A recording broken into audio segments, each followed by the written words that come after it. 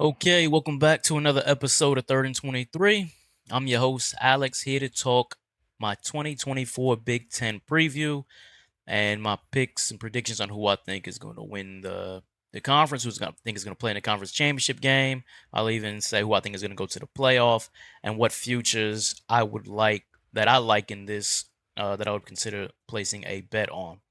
So if you see on your screen, you see my 1 through 6 in the standings on who I think is on how I think the standings are going to play out, the regular season standings, and then I have next to them their odds, their current odds to win the conference title. And if you're looking at this and you're saying, "Well, where's Michigan at, defending national champ?" And Michigan lost a ton this year. If I had a seventh team, I would put Michigan seventh, but they lost a ton on offense. I think they're going to have trouble scoring this year. I think you're going to see them lose some games that probably everybody's predicting them to lose, but then I think they're going to see them lose some games that you didn't see coming. But anyways, as far as who I have on the screen, let's start there. We'll start at number 6, Iowa. Iowa's going to kind of follow the same methodology, I guess you could say, as last year, where they couldn't really pass the ball. They couldn't really play offense really at all, but they had an outstanding defense. Even though they lost some guys like Cooper DeJean, who went to the Eagles, they still got some great players on defense. You're going to see some new defensive studs show out this year for them. Sebastian Castro at safety. He could play safety, nickel, and corner. That's a great defensive back. I think you're going to see him shine this year. Just one name among many for the Iowa Hawkeye defense. I think you're also going to see LaShawn Williams at running back actually start to really take off this season. I think you're going to see, and they have a great offensive line too. So I think you're going to see that running game be a lot better than it was last year. And the offense is going to look better than it did last year because they finally got rid of their OC, Brian Ferentz. Kirk Ferentz is the head coach. His son, who clearly that was nepotism at its peak right there, right? Making him the OC. He was the worst OC I think anybody's ever seen. They replaced him with Tim Lester. Not saying that he's going to be great this year for them because they still have issues outside and at quarterback, but I think they're going to have a great running game to pair with what is an outstanding defense. Moving on to Wisconsin. I talked about Wisconsin in my over-unders video. I think Wisconsin is going to have a better season than most people think. I think that Tyler Van Dyke, the transfer from Miami, is the prototype quarterback for that Phil Longo offensive system that he's going to run out there in Madison. So I think you're going to see this Wisconsin offense, which has receivers back, has Chaz Malusi back at running back to help with the losing Braylon Allen to the NFL.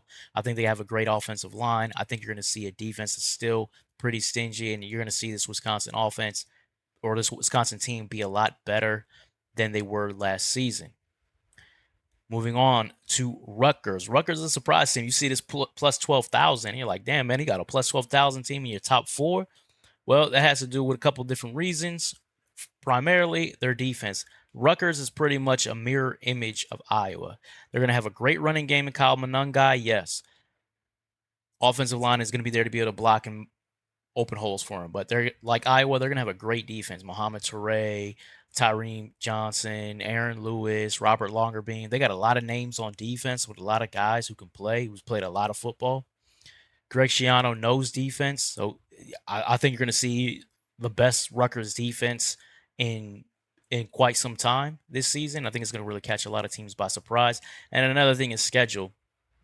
They really don't have much on their schedule. They don't really have a difficult schedule this season, so that's going to kind of help boost them up the standings. Maybe look record-wise, look a little better than maybe they actually are. Now, moving on to our top three, which if you're looking at this, you're saying plus 500, 5-1 Penn State, Oregon 2-1, Ohio State 1.5-1.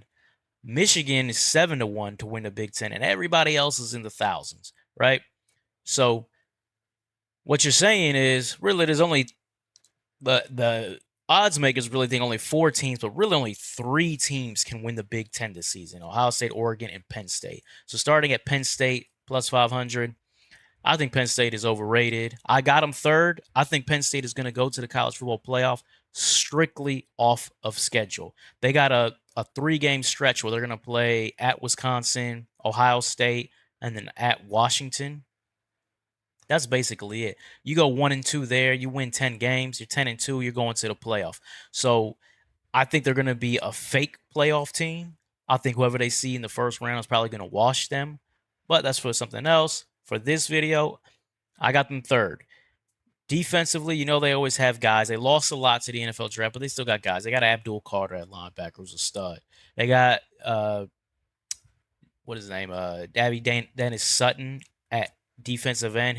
He's probably going to be the new stud defensive end for Penn State. So Kobe King is back. So they got guys on defense. It's probably not going to be as good as the defense it was last year because you lose Chop Robinson and a bunch of guys in the secondary. You're going to fade, right? Penn State's getting a lot of hype because of their offense.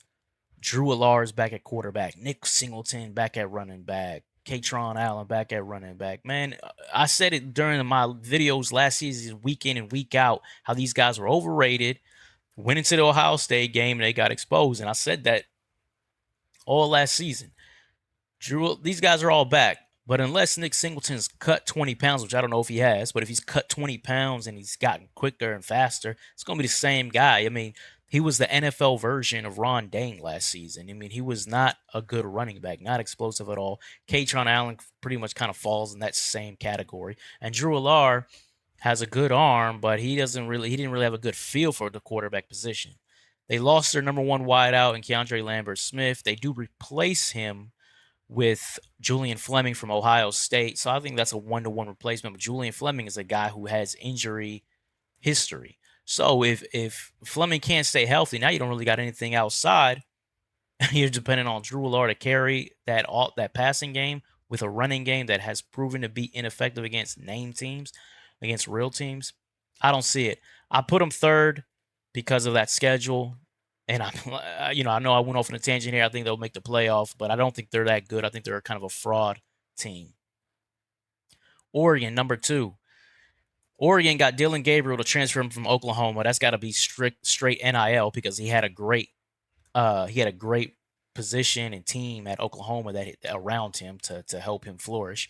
So he goes to Oregon. He's got a lot of fast receivers around him. Tez Johnson is back in school. I mean, he's got guys who can cook. Jordan James out the backfield at running back. Got a lot of guys with a lot of wheels around him. I think Dillon Gabriel's a good quarterback who can run it and throw it. I think you're going to see him in the Heisman conversation this season. He's got a great system there, a great situation, I guess you could say, to help really drive his Heisman campaign this season. Defensively, has always been an issue for Oregon, where they haven't been bad, but they haven't been elite either.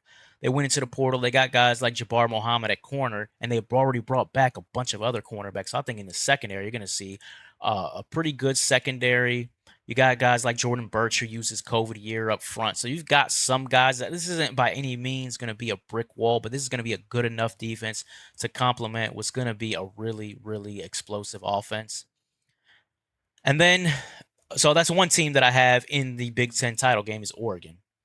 And then their opponent in that Big Ten title game, who I think will take first in the standings or maybe tied with Oregon in the regular season standings on who takes first, is going to be Ohio State. Now, this is no surprise here. Probably most of the experts out there are probably picking Ohio State to win the Big Ten. You kind of got a who's who here, right? So it starts at running back. You got Trevion Henderson and Quinshon Judkins transferred in. This is the best running back tandem I think you could say since Felix Jones, Derek McFadden in Arkansas, going back that far.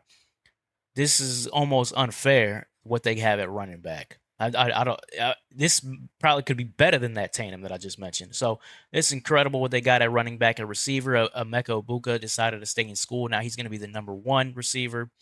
Carnell Tate, who was a 5-star freshman, was showing those 5-star flashes last year. Now he's going to get more of a role with more reps. And then you had Jeremiah Smith, who was everybody's 5-star freshman recruit this past season, and he's already been turning heads in practice. He's supposed to have a major role this season for that team. So you got studs on the outside, you got studs in the backfield. Do you have a quarterback? They get Will Howard to transfer in from Kansas State. I don't really necessarily like that move. They were trying to get Dillon Gabriel, and if they got Dillon Gabriel, I mean, this would have been a done deal. Will Howard isn't that guy at quarterback. He's good enough though. With a team like this, with talent like this around him, he's good enough. All he's got to do is drive the car. He doesn't have to do anything special. I think he's good enough to do that. Defensively, JTT, Jack Sawyer, Denzel Burke at corner. You get Caleb Downs, super fresher from Alabama, to transfer in and pair with Latham Ransom at safety. I mean, you've got pieces all over the defense. As I said, this is a team. This is a who's who on this team. It's all stars all over the place. It's kind of an unfair team, and which is